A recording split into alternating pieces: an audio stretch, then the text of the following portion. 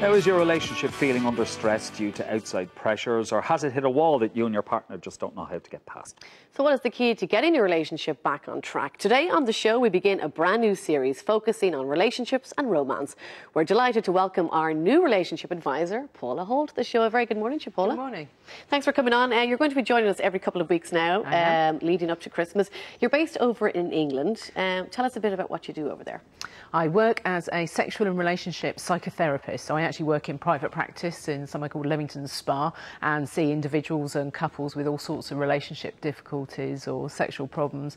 Been doing that for about 20 years now, and I also work for Relate, which is the big UK charity providing support and help on all sorts of relationships. So in other words, you know what you're talking about. Well, that's the theory. You might want to ask my husband about that one as well, but yeah, that's the theory. Okay, outside issues can, really damage a relationship. Absolutely. And at the moment, the last couple of years, we've been dealing with a lot of financial issues. Yeah.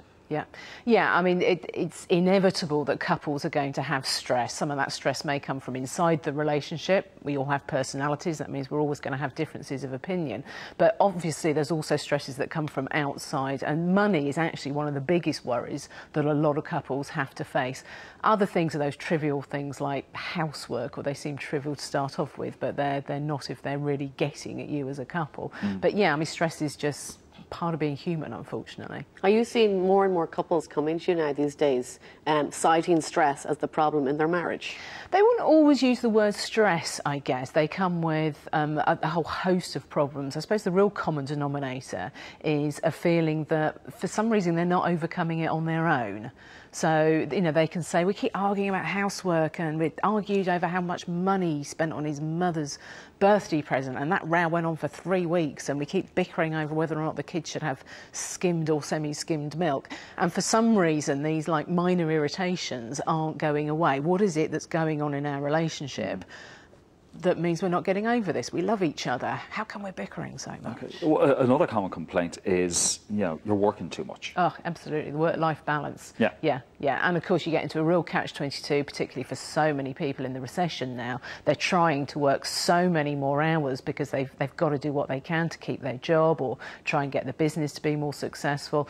But sometimes their relationship is suffering. And actually, I saw a couple the other day, and he was saying, I'm doing this for you and for the baby. This is why I'm doing it. But her response was, you're not going to have me and the baby if I don't ever see you. But it's, it's a real dilemma. It's a catch-22. It is, absolutely. Problems can fester inside the home, and they can develop inside the bedroom. They can indeed. They seem to have a tendency to leak from the bedroom into the kitchen and into the sitting room and into all other areas of the house. Yeah, I think one of the analogies I quite like is if you actually think of your relationship as being a wheel, it's actually the centre, the hub of the wheel, and it's also the tyre. And all the spokes are everything else in life. That's your work, it's your relationships with other people, it's the in-laws, it's your friends, it's everything else that's going on. And when your relationship is under stress, it actually affects all those other areas. It's hard to be focused on your job if your relationship's under a lot of strain, but similarly it kind of works the other way around as well. So when your job is under a lot of stress, it affects your relationship. So it just leaks into absolutely everything. And I think that the bedroom's often a good barometer for what's actually going on in your relationship. If you're actually finding yourselves not going to bed at the same time anymore and having a few more drinks on a Saturday night and deciding to watch the late night horror film, that kind of avoidance is often a sign that actually we've got stuff going on here that we're not addressing. And I suppose you don't really want to bring it up, because then once you do, you're admitting it. Well, and some people, we all of us think, let's not make a fuss. I think we've all been brought up with that message, haven't we? And if we just don't say anything, it'll go away. When this is out of the way, it'll be better. Once the kids are back at school, it'll be better. Once I get that job done, that project finished, it'll be better. Once we get the kitchen renovated, it'll be better. But if those months have been going on and on and on, you really do need to actually just sit down together and say, let's put us first. Let's not wait and sort us out when the rest of life is going okay.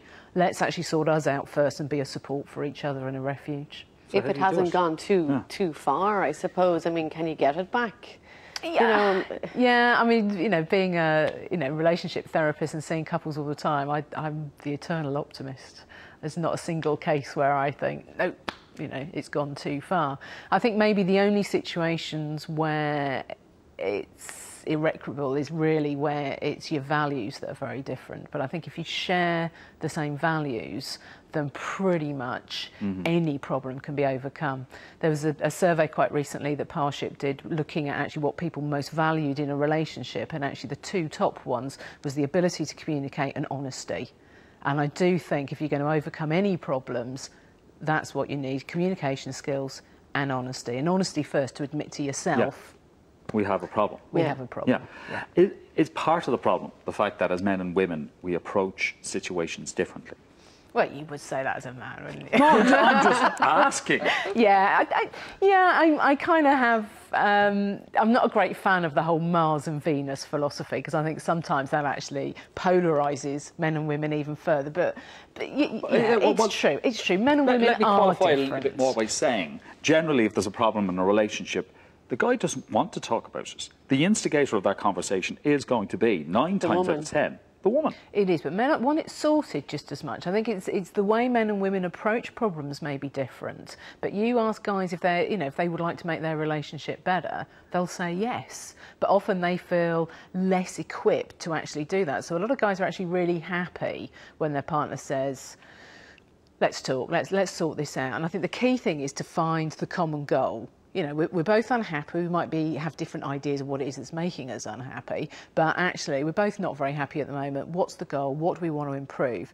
And the key thing is to make sure you're focusing as a couple and you're fighting to find a resolution rather than fighting against each other. What's the advice then you give couples? Sit down, obviously, and chat, and then what's the next step after that? I mean, keep talking, or I'd get back into the same bedroom, and Yeah, I think first of all, it's identifying what the problem actually is, and sometimes things like arguing over housework. You could do a whole show on housework. So many couples argue over it. It's often not actually about the dirty socks on the floor. It's actually about trust and respect. That's what they're really arguing about. So find out what the real issue is that's going on underneath, and then talk about what you both want. And so many couples just go into point scoring. And it just goes into revenge, really, and how can we get the last word. And I think we can really start focusing on what is it that we want, what's the change that we want, and assume the best. And I do think one of the best things you can do is just always assume your partner's putting your interests first. Just give them the benefit of the doubt. And if you both do that, and you're willing to listen to each other respectfully, and you're honest about your feelings, Bob's your uncle, sorted.